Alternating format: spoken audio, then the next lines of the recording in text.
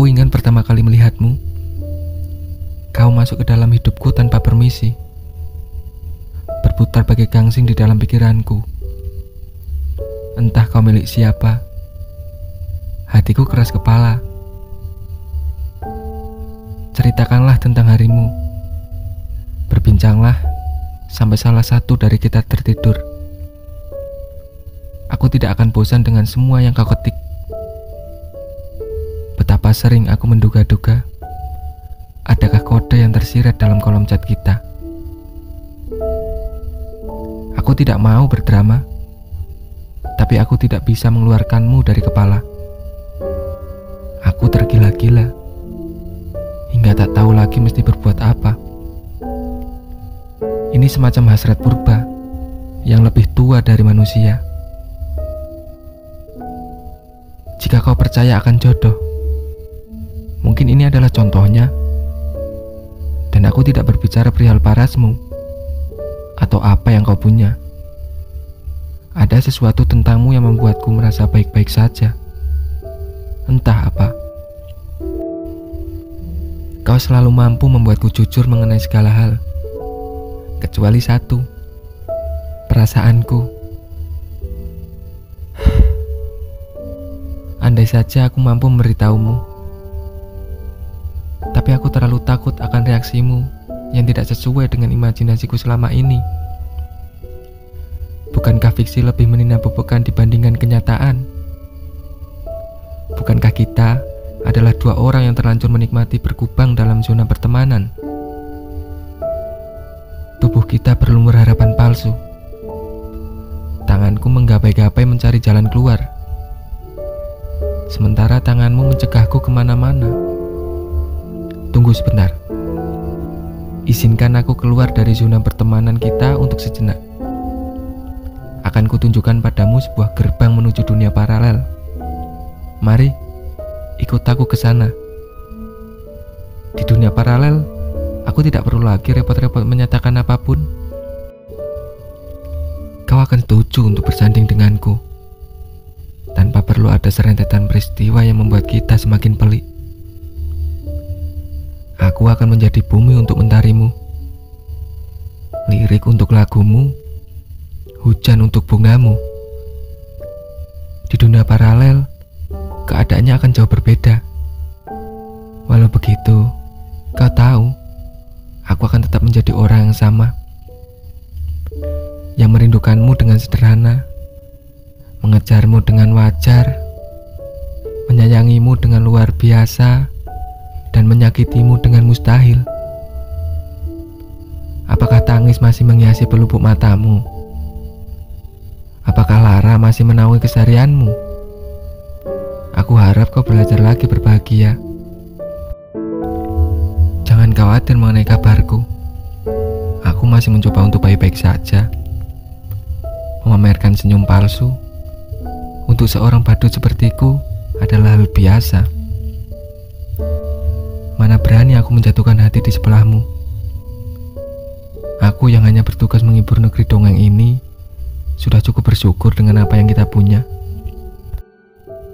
Meski hanya sejenak, sebelum akhirnya sosok sempurna dengan kuda putihnya membawamu pergi lagi dan lagi.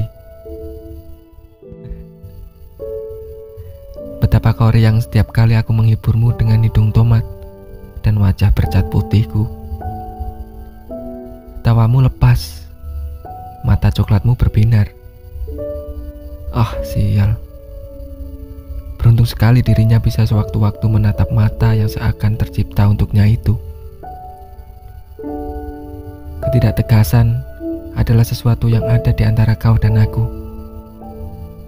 Kurang ajarkah jika hatiku berharap lebih setiap kali kau menyandarkan kepala lelahmu di bahuku? Kau memang mahir menuai harapan di hatiku. Menaruh harapan padamu seakan menggenggam duri-duri di batang mawar, membuatku berdarah. Tapi aku tak kunjung pergi.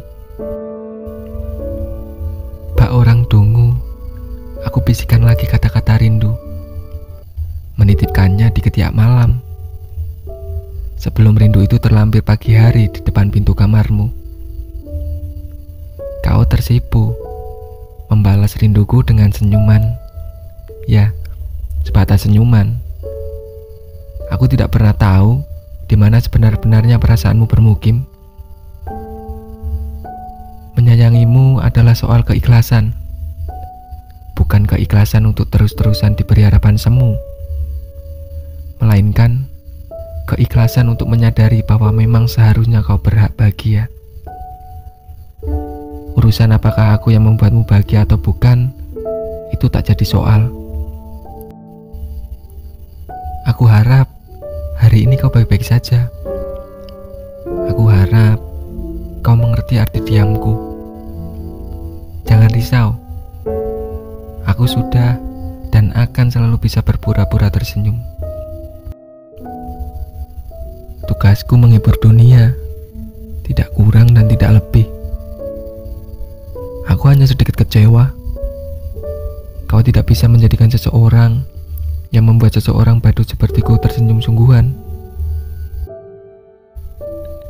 Ku dengar seseorang berhasil menghancurkan hatimu.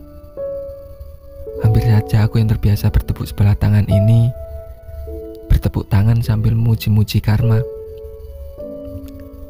Tapi mana mungkin aku tega melihatmu berduka.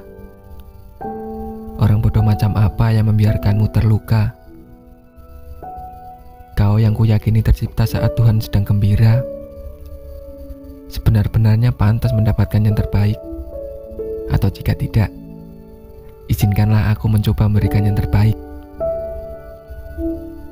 Kau menangis deras. Katamu, ia pergi meninggalkanmu kedinginan di ujung bumi.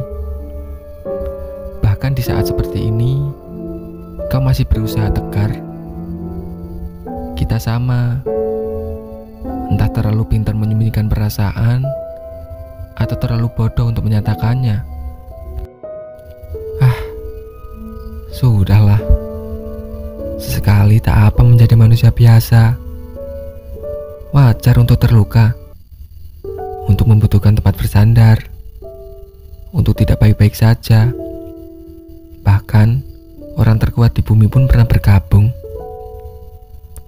Sembuh itu butuh waktu, bukan paksaan saat semua tidak berjalan semestinya. Kita bisa mengangkat tangan untuk menyerah, atau mengangkat tangan untuk berdoa. Kuharap kau memilih yang kedua. Ayolah, hentikan isakanmu. Apa harus memprioritaskan orang yang menjadikanmu pilihan? Kau bukan pilihan ganda. Dia bukan jawaban. Dan hidup kalian bukan kertas ujian. Bukan rezeki dia, tapi rezekimu. Untuk kelak dapat seseorang yang bisa memprioritaskanmu. Yang tidak punya hati jangan dimasukkan hati. Yang tidak punya perasaan jangan dibawa perasaan. Yang main-main tidak perlu dianggap serius. Kalau kau sedang rapuh, simpan sejenak hatimu. Biarkan proses dalam waktu menyembuhkan. Perasaan memang tidak bisa diburu-buru, tapi juga jangan berlama-lama meratapi seseorang yang tidak bisa menghargaimu. Dekatkan dirimu pada orang-orang yang membuatmu bahagia. Merekalah yang harus kau jaga. Yang lain hanya menumpang lewat. Jadi, sebelum menoleh lagi ke belakang, pastikan kau lihat seseorang yang menantimu di depan. Mengenang masa lalu bukan berarti harus mengulang. Kalau dia tidak bisa menghargai kesempatan baik yang kau beri dirimu sendiri kesempatan untuk mendapatkan kisah yang lebih baik. Karena yang benar-benar peduli akan menghentikan air matamu jatuh, bukan membuat air matamu jatuh. Ketahuilah, beberapa tangan melepaskan genggaman saat hidupmu bertambah sulit, agar tanganmu kosong dan bisa digenggam oleh seseorang yang takkan pernah melepaskanmu. Aku selalu menganggap rela menunggu seseorang itu tidak berarti bodoh. Itu hanya berarti teguh pendirian. Karena Sekuat apapun kita menyangkal sesuatu yang dikatakan oleh hati, sekuat itu pula hati akan berusaha mendesak. Mungkin karena itulah aku tidak bisa meninggalkanmu sendirian. Meski dengan biadabnya, kau bertingkah seolah aku adalah buku harian yang cuma kau isi dengan keluh kesahmu, tanpa perlu kau tanyakan bagaimana perasaanku. Kemudian, kau mencari penghilang rasa sakit untuk meredakan hari-harimu yang suram. Aku pun dengan sukarela menjadi pemeran pengganti untuk meredakan malam-malammu yang muram. Aku yang mendengarkanmu hingga jam 1 pagi adalah aku yang kau nafikan lagi dan lagi. Kau yang masih tenggelam dalam kenangan adalah apa yang ingin kuselamatkan. Celakanya, aku malah ikut terbenam dalam skenario yang kau ciptakan. Dan kita menjadi terbiasa untuk pura-pura tertawa. Padahal, kau dan aku tahu, aku mendambakanmu yang mendambakannya. Sampai kapan kita harus begini? Sampai nyaliku terkumpul untuk kau hempaskan? Atau sampai kau terbang lagi menuju pelukan yang lainnya? Ternyata menjadi juara yang kedua itu sama saja dengan berpacaran dengan seseorang yang tidak pernah ada secara nyata. Kalau kau benar-benar menyayangiku, kau tak akan menjadikanku juara kedua dari awal. Menyebalkan. Aku ingin kau rindukan. Aku ingin kau kejar. Aku ingin kau buatkan puisi.